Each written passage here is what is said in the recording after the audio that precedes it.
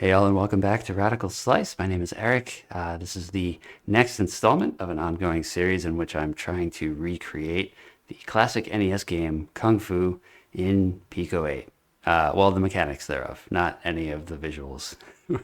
This looks nothing really like the other thing. There's a lot of trees, a lot more trees in my version. In this episode, we're going to knock out the title screen real quick, and we're going to get started on the victory screen, which turned into something a little bit more interesting than I anticipated because it involves like scripted action of the player character. Which, if you're kind of interested in how that gets coded up, I recommend you stay tuned through the entirety of this one because I thought it was pretty cool. Anyway, let me pass this back off to previous Eric, and I will catch you all at the end of this one.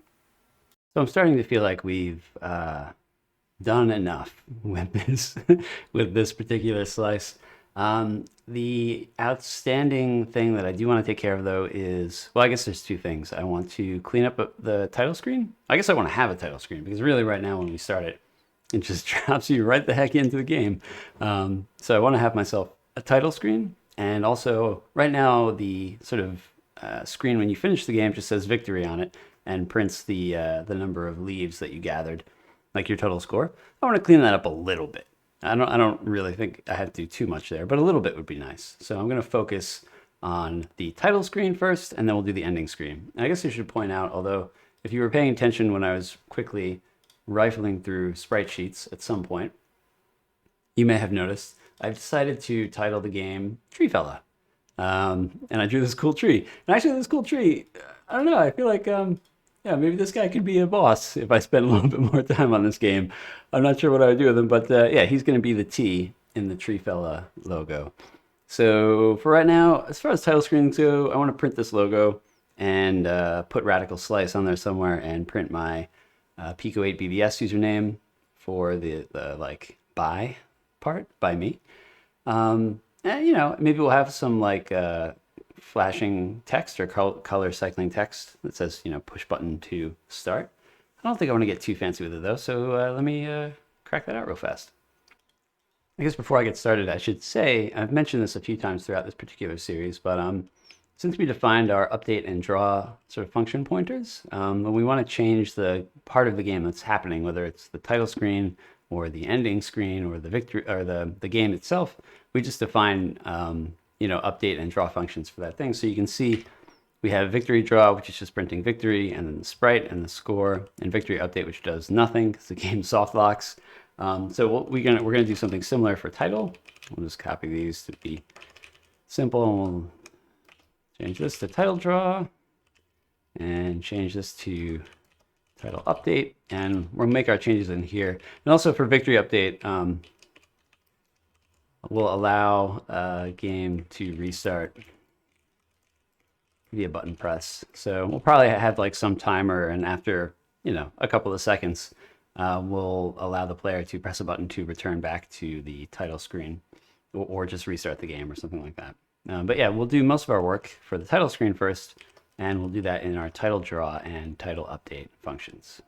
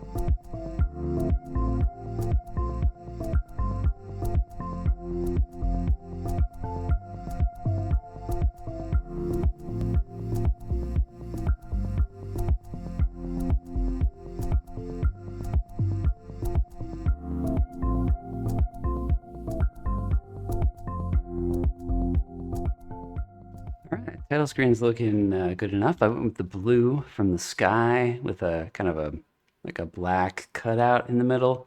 I think I also want to display the main character sprite on here somewhere. I might add that in a second, but yeah, I kind of just displayed the logo and then had the press circle or X to start message there. I put the version number and my BBS name at the bottom left and right respectively, just for contact information and context, I guess. This wasn't terribly complicated to implement. Let me jump over to the code to show you what's up. Yeah, so let's have a look here. So I kind of I created this little title message object to handle the color cycling. So it's just a table with 4 elements, very similar to the animation objects I've been using, but without like property names. You know, like if it was something I would use a lot, I would say like this is like colors and this is like, you know, index or whatever. But I didn't bother with that. I'm just using numerical indices here. So I'm cycling between these 3 colors, 4, 9, and 10, which is brown, orange, and yellow, because those were like felt appropriate given the colors of the logo there.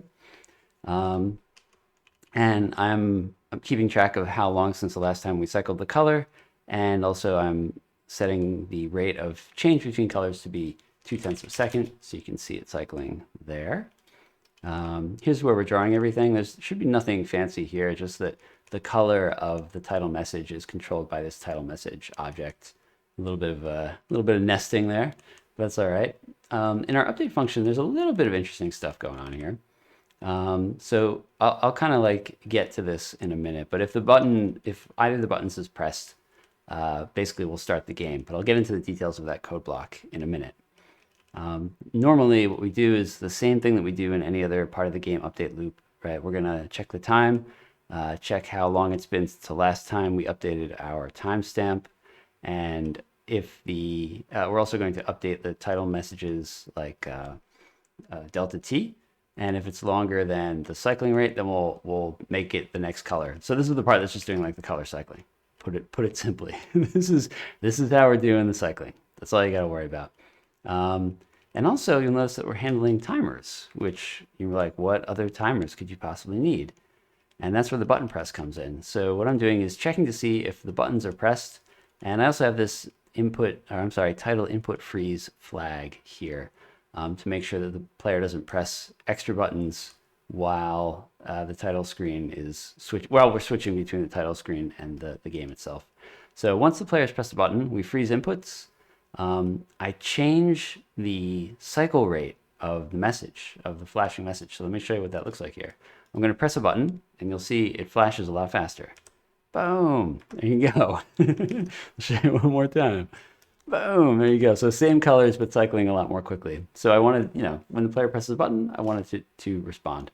And we set a timer that's going to tick off in 1 second, which basically just starts off the game itself.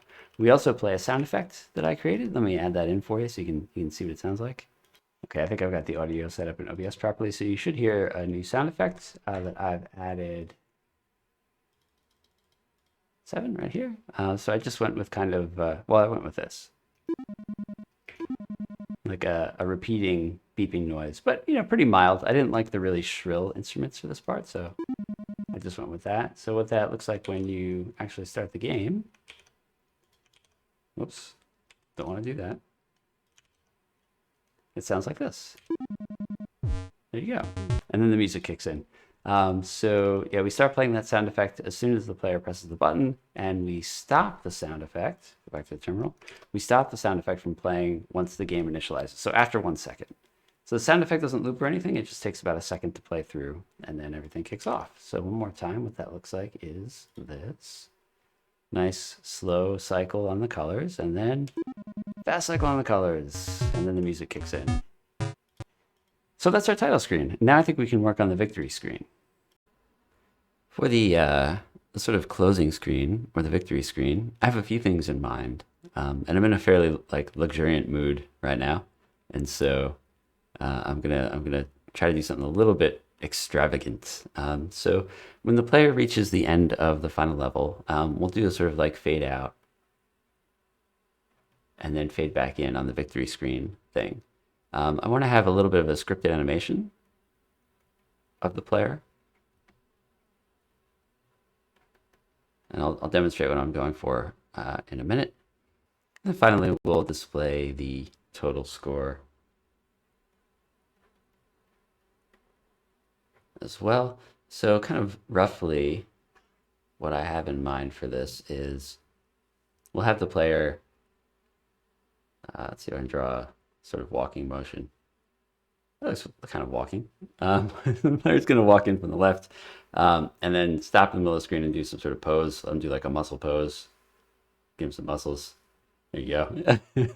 And then we'll print some message to the screen. I don't know, some silly like story in air quotes.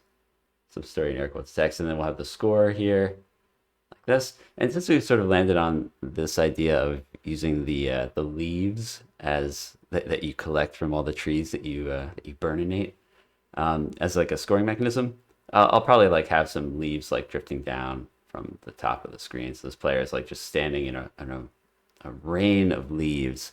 And I'll probably try to just reuse the same sort of like spinny leaf animation that I did for the pop-ups earlier. So these guys are going to be kind of falling down in this direction. So in terms of how we'll progress through this, I will just start by doing the fade in, fade out, and fade in. This will all be on a background, by the way. I forgot to mention this. So we'll have the sort of in-game. We'll have the sand here, and then this will be the sky. Like that. That's the sky, folks. Hope you like it. So I'll work on the fade out, fade in. We'll do the scripted animation against the background, and then we'll display the total score. And I'll kind of just progress in this direction. And away we go.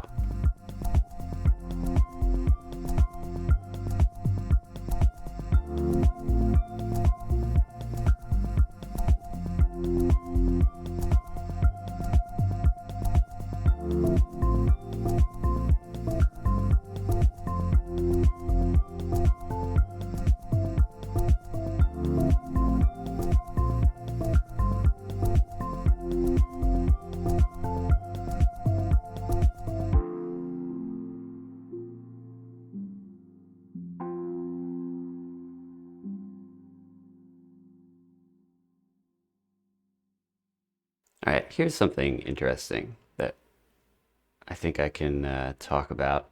So just to tell you where I'm at, I am forcing the victory screen to be displayed when I boot up the cartridge so that I can like more quickly work through this. And I'm using the player object to tell the player where to be. I figured like, hey, we've already got this player thing. We can take advantage of the draw and update methods that we already wrote for the player to do this thing. So that's cool. I can just like call player.draw or player : draw now to do this. And I was like, well, I want the player to walk, so I can set the state to walk, but how do I actually get him to move? Because like the player object is going to be looking for button input. And so if we have a look here, at various points in the player code, this is player.lua, we're actually like looking for button presses, right? And in the case of walk, I think we're actually looking for button P, right? So this presents a problem because we're not going to be pressing any buttons during the victory screen, right? We have like a sort of coupled relationship between the player code and keyboard inputs. So what I'm thinking I can do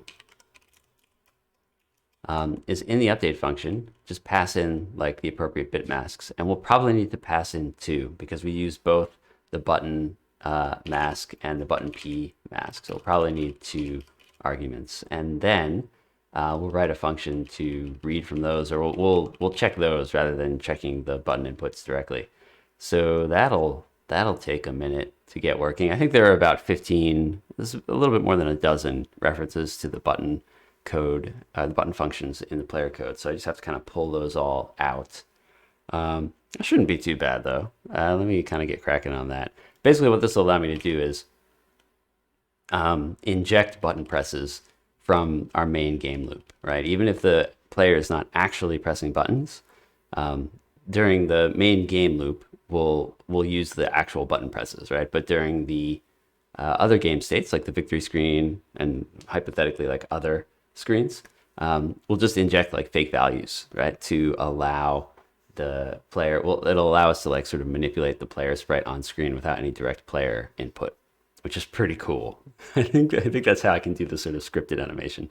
Let me give that a shot, and then if I can get it working, I'll come back and explain it later. If I can't get it working, you will never hear me recording this, and so it won't matter anyway. Okay, so it kind of goes. Let's ignore the weird color issues, but watch what happens when I restart this. So I'm not going to touch any buttons. I'm just drawing the player sprite to the screen. He kind of goes.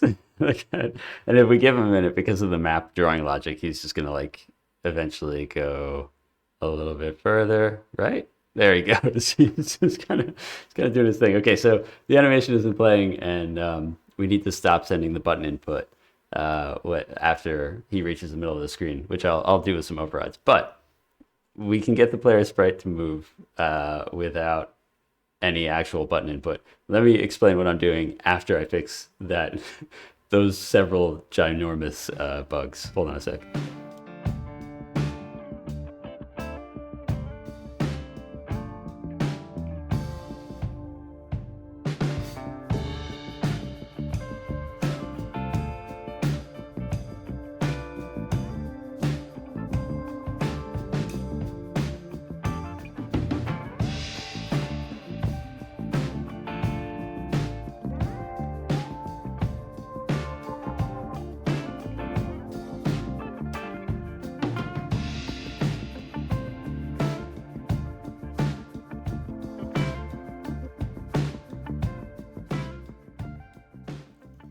All right, so let's talk about how I did the animation bit. And okay, well, let me actually show you first, because it's more fun if you know what this is going to do. So you'll see the player walk in from the left and then do a little pose. Here we go. And I promise I am not touching any buttons, so just have to take my word for it. There he goes, and bam, victory. Okay, so cool, right?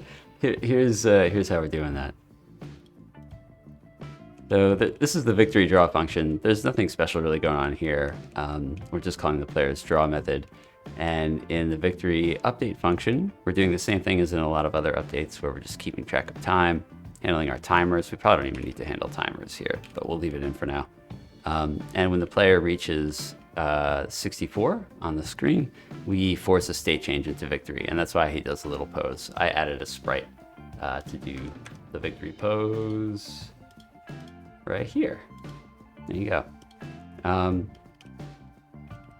In the meantime, in our player update, when we're calling player update here, so effectively like we're sending a faked input value. So we're sending the value 2, which is what would be sent if I was holding down the right key on the keyboard, and that would cause the player to walk right? So we're sort of like faking input to the player. And then in the player's update function, we're passing in 2 bit fields. I used BM because I was thinking bit mask, but actually they're technically bit fields. So this first bit field is for to simulate what would be the button function, and the second one is the button P function. And so button P does sort of like you can think of it if you come from the web world as like a debounce. So if the player is holding down a button, it won't send multiple inputs it won't send the same input every frame, right? It'll only send an input if the button wasn't held in the previous frame. That's not super important, but what does matter is that some of the player update functions care about the input or the output of button, and some care about the output of button P. So I needed to send 2 different bit fields to track those values. Then in locations where previously I was calling, so I think this else if line right here is what I'm looking at. Previously, this would have been button 3, right? Which would have told me if the down key was being pressed. Now what I'm doing is I'm passing in that bit field into this readBM function. I really should have called this BF, but whatever. Into this readBM function. And that's doing the same thing that button would have done. So basically this value here would be a bit field of all the inputs that were being held down. And button would kind of take care of that for us if we had the Pico-8 API function.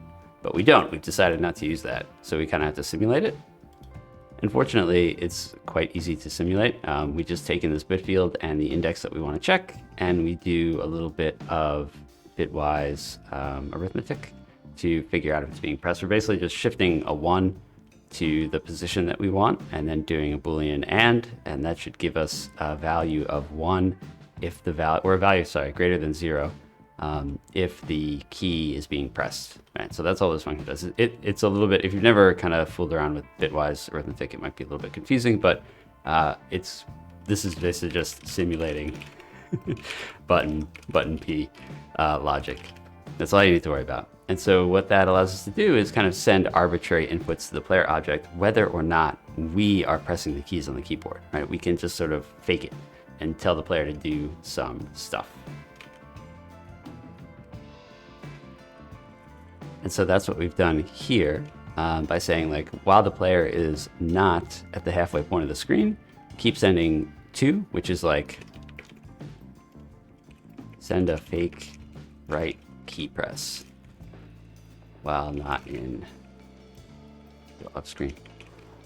So this basically just allows the player to walk to the middle of the screen, and then when they get there, this is the logic that changes the state to victory. And I had just added some logic in the player object for this victory state, and all it does is make them pose with their arm up in the air and then not move anywhere, which is precisely the behavior that we want to see.